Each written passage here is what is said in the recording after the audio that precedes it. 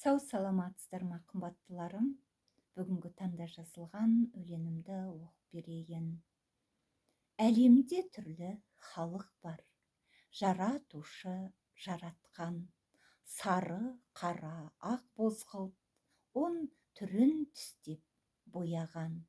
Он саусаққа он саулық, әдемі түрде жаратқан, жаратушы жарылқап, әр пендесін ойлаған.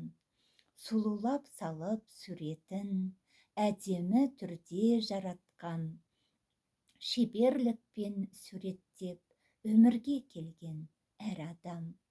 Қарасаң сен маңайға, әр түрлі адам жаралған, ұқсамайтын біріне, шебер ғой ол жаратқан. Сау саламатта болыңыздар, жолдарыңыз ашық, күндеріңіз әдемі өтсін.